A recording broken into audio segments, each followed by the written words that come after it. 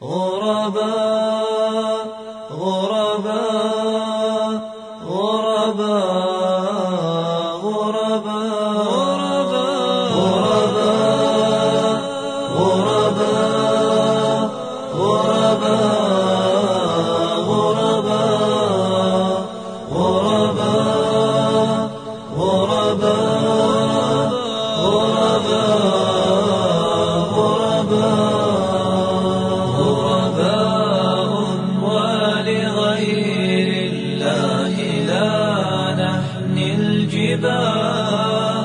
غرباء وارتضيناها شعارا للحياة. السلام عليكم ورحمة الله وبركاته. إن شاء الله ரமதான் என்று சொல்லக்கூடிய ஒரு வருடத்தினுடைய 9வது மாதம் எங்களை நோக்கி வர இருக்கிறது. முஸ்லிம்களை பொறுத்த மட்டிலே ஒரு மிகச்சிறந்த விருந்தாளியை வரவேற்பதை போன்று அந்த மாதத்தை எதிர்பார்த்து நாங்கள் காத்திருக்கின்றோம். முதலிலே ரமலான் என்னும் பொழுது எல்லோருக்கும் ஒரு வகையான பயம் மனதிலே தோன்றுவது சாதாரணமாக தெரிகின்ற ஒரு விடயமாக இருக்கிறது எங்களுடைய சமூகத்தை பொறுத்தவரையிலே. ஆனால் சஹாபா சமூகத்தை நாங்கள் எடுத்து பார்த்தால் ரமதான் மாதம் மாத்திரமல்ல, குறிப்பாக கோடைகால ரமதான் மாதத்தில் கோடை காலங்களிலே மிகவும் கடுமையான வெயிலுக்கு மத்தியிலே ஒரு ரமதானை அவர்கள் சந்திப்பதை விரும்பினார். இப்னு ரஜப் தன்னுடைய கிதாப் ஒன்றிலே ரஹிமஹுல்லாஹ் கூறுகின்றார்கள், முஆத் இப்னு ஜபல் ரலியல்லாஹு அன்ஹு அவர்கள் தன்னுடைய புதல்வனுக்கு ரமதான் கோடையிலே வருவதை பற்றி அல்லது கோடை காலத்திலே நோன்பு நோக்குவதை பற்றி கூறுகின்றார். அவர் தன்னுடைய படுக்கையிலே அவருடைய மரண தருவாயிலே இருக்கும் பொழுது தன்னுடைய புதல்வனை பார்த்து சொல்கின்றார்கள், முன்னொரு காலத்திலே ரமதான் ஒரு விண்டரில் பனிக்காலங்களிலே வரக்கூடியதாக இருந்தது. நடு உச்சி பொழுதிலே கோடை காலங்களிலேயும் நாங்கள் ரமதானை பிடிக்கக்கூடியதாக இருந்தோம். பின்னடி காலங்களிலே தன்னுடைய வாழ்நாளிலே கோடை காலங்களிலே ரமதானை பிடிக்கக்கூடிய வாய்ப்பு எனக்கு இல்லாமல் போய்விட்டது என்று சொல்லி அவள் கவலைப்படுகிறார்கள். அதே போன்று உமர் ரலியல்லாஹு அன்ஹு தன்னுடைய படுக்கையிலே இருக்கும் பொழுது தன்னுடைய மகன் அப்துல்லாவை அழைத்து சொல்கிறார், ரமதான் வர இருக்கிறது, நீ இந்த ஈமான்தாரிகளுடைய விசுவாசிகளுடைய பண்புகளிலே மிக உன்னதமான பண்புகளை இருக்க பற்றி பிடித்துக்கொள் என்று சொல்லிவிட்டு கூறுகின்றார்கள். முதலாவது, நீ கோடை காலத்திலே மிகவும் கடுமையான வெயிலிலே ரமதானை நோக்கக்கூடியவராக இரு, அதாவது நோன்பை நோக்கக்கூடியவராக இரு என்று முதலாவதாக ஈமானுடைய பண்பாக சொல்லும் பொழுது அதை சொல்கின்றார். அதற்கு பிறகு ஆயிஷா ரலியல்லாஹு அன்ஹா அவர்களை பற்றி ஒரு கருத்து வருகிறது. அல் காசிம் இப்னு முஹம்மத் ரஹிமஹுல்லாஹ் இது சம்பந்தமாக எழுதும் பொழுது சொல்கின்றார், ஆயிஷா ரலியல்லாஹு அன்ஹா தனது சுன்னத்தான நோன்புகளை ரமதான் காலங்களிலே, அதாவது கோடை காலங்களிலே அதிகமாக பிடிக்கக்கூடியவராக இருந்தார். அப்போது கேட்கின்றார்கள், ஏன் கோடை காலங்களிலே மிகவும் கடுமையான வெயிலான காலங்களிலே இந்த ரமலானுடைய அல்லது இந்த நோன்பை பிடிக்கக்கூடியவர்களாக இவர்கள் இருக்கிறார்கள் என்று வினவிய பொழுது அதற்கு ஆயிஷா ரலியல்லாஹு அன்ஹா அவர்கள் தன்னுடைய ரப்பினிடத்திலே மிகவும் அதிகமாக செக்ரிஃபைஸ் பண்ண வேண்டும், மிக அதிகமாக தியாகம் செய்ய வேண்டும் என்று விரும்பக்கூடியவர்களாக, மரணத்துக்கு முன்னால் தான் கடந்து செல்கின்ற நாட்களை மிகச் சிறப்பாக பயன்படுத்தி கொள்ளக்கூடிய ஒரு பெண்மணியாக இருந்தார்கள் என்று சொல்கின்றார்கள். என்னுடைய தலைப்புக்கும் இதற்கும் பெரிய அளவில் சம்பந்தம் இல்லாவிட்டாலும் கூட எங்களுடைய நடைமுறை காரணங்களுக்காக இன்ஷா அல்லாஹ் எங்களுடைய ரமதான் இந்த சமரிலே வர இருக்கிறது. மிக நீண்ட பொழுதுகளை இந்த ரமதானிலே நாங்கள் கழிக்க இருக்கின்றோம். அதை நினைத்து நாங்கள் அஞ்சக்கூடாது, ஒரு ரஹ்மாவாக நாங்கள் கருத வேண்டும். முதலாவது, நீண்ட நேரம் அல்லாவுக்காக நீங்கள் சாக்ரிஃபைஸ் பண்ணுறீங்க, இதே சஹாபிகளுடைய சுன்னாவிலே அது இருக்குது. ஸோ அதை முதலாவது சொல்லியவனாக ரமதானை நீங்கள் எடுத்து பார்த்தால் ரமதான் ஒரு எழுச்சியினுடைய மாதமாக ஏன் நாங்கள் பார்க்கின்றோம் என்றால், அல்லாஹ் சுப்ஹானஹு வ தஆலா அல்லாஹ் அஸ்ஸ வ ஜல்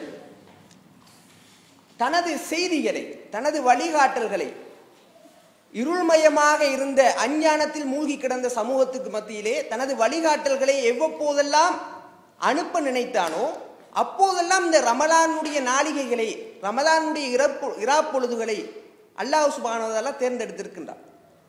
ரசூல் ஸல்லல்லாஹு அலைஹி வஸல்லம் அவர்களுடைய அந்த ஹிராவுடைய சம்பவத்தை நாங்கள் எடுத்து பார்த்தால், ரமலானுடைய பொழுதிலே தான், அதாவது நோன்பு ரமலானுடைய மாதத்தினுடைய கடைசி 10 ஒற்றைப்பட வருகின்ற தினத்தில் தான் முதலாவது ரசூல் ஸல்லல்லாஹு அலைஹி வஸல்லத்திற்கு முதலாவது அத்தியாயம் வந்து சேர்கின்றது.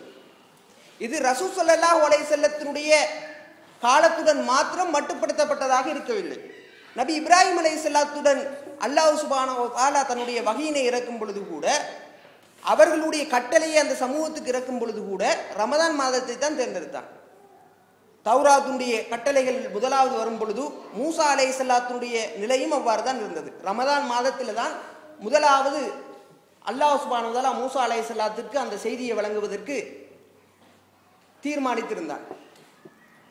தாவூத் அலைஹிஸ்ஸலாத்துடைய சபூர் வேதமும் ஈசா அலைஹிஸ்ஸலாத்துடைய இஞ்சில் வேதமும் ரமதான் மாதத்தில் தான் முதலாவது வந்தது.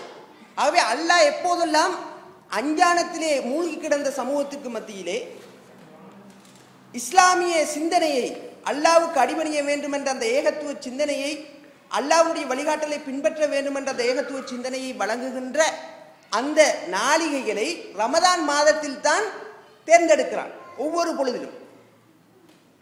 ஆகவே இது ஒரு சிந்தனை எழுச்சி அல்லவா?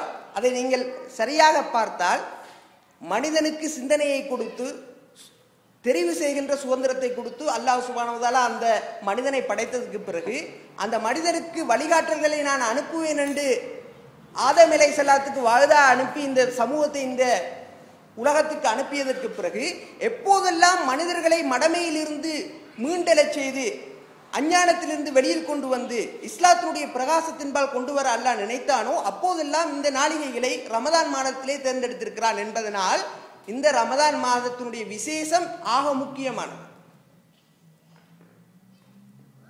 ஆகவே சகோதரர்களே, ரமதான் நம்மளுடைய சிந்தனையிலே ஒரு எழுச்சியை ஏற்படுத்துகின்ற, நாங்கள் ஏன் இந்த உலகத்திற்கு வந்திருக்கிறோம், இந்த உலகத்திலே எங்களுடைய வாழ்க்கையினுடைய நோக்கம் என்ன, நாங்கள் மீண்டும் எங்கே செல்ல இருக்கிறோம், இந்த உலகத்திலே நாங்கள் எத்தகைய அடிப்படையில் வாழ வேண்டும், எங்களுடைய ஏவல் விளக்கல்கள் என்ன என்று புரிந்து கொள்ள வேண்டிய அந்த சிந்தனைக்கு ஒரு எழுச்சியை ஏற்படுத்தக்கூடிய மாதமாக இந்த ரமதானை நாங்கள் காண்கின்றோம்.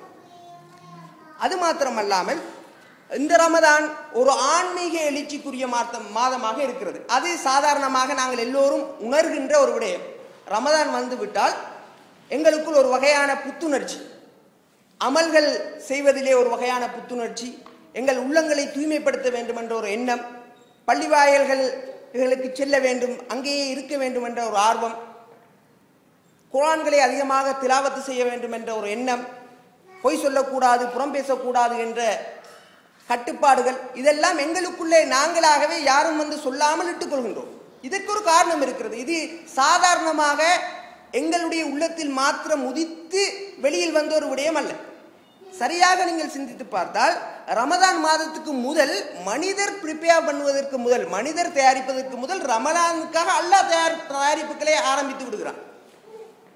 ரமதானுக்காக என்ன செய்கின்றான்? மலாயிக்கமார்கள் சொல்கின்றான், இந்த ரமதானுக்காக இந்த சுவர்க்கத்தை நீங்கள் அலங்கரிக்க ஆரம்பியுங்கள். ரமதானுடைய நோன்பு நோட்பவர்களுக்காக இருக்கின்ற அந்த சொர்க்கத்தினுடைய வாயில்களை எல்லாம் திறந்து விடுங்கள்.